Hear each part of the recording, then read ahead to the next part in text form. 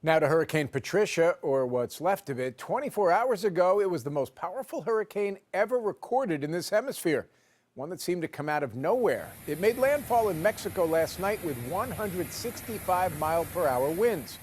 But the so-called perfect storm apparently hit the perfect place, a sparsely populated stretch of the coast, and Patricia left remarkably little damage as it weakened into a tropical depression.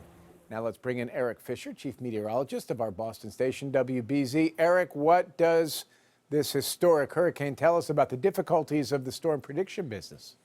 Well, I'll tell you what, it says that we have gotten very good at track forecasts, and the Hurricane Center did an excellent job with this one, but intensity forecasts, there is a long way to go, especially when we see a storm like Patricia, which underwent rapid intensification. This was it right after its peak. Basically what happened here is it hit a patch of water that is at its warmest point that's ever been recorded for this time of the season. Water in the upper 80s, that's jet fuel for tropical systems. And you can see this type of rapid deepening. In fact, just 10 years ago, almost to the date, almost the identical thing happened. That was Hurricane Wilma back in 2005. And if you look at it at its peak, perfect looking hurricane, that pinhole eye, as it made landfall, the eye was filling in, it was starting its weakening, then it heads inland. Very mountainous terrain in Mexico and completely shredded because of that higher terrain. Essentially, that land creates friction, it cuts off the heat source of the ocean, and tropical storms don't stand a chance, even strong ones. And you mentioned that place, Jim. Look at where the path went, right between Manzanillo and Puerto Vallarta.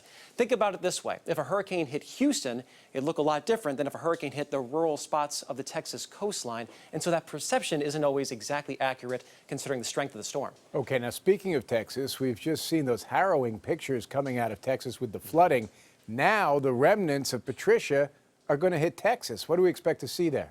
Yeah, a lot of tropical moisture. We've already seen all that flash flooding in Texas. The focus is going to be more toward the Gulf Coast as all this moisture moves its way eastward through Sunday and into Monday, eventually getting all the way into the southeast. So flash flood watches are out. Again, we went from May flooding to drought and now back to flooding in a lot of these locations. And locally, especially around Houston, Jim, we could talk about over 10 inches of rain. So everyone needs to be very cautious with that potential of flash flooding. Eric Fisher forecasting and explaining the weather for us. Thank you.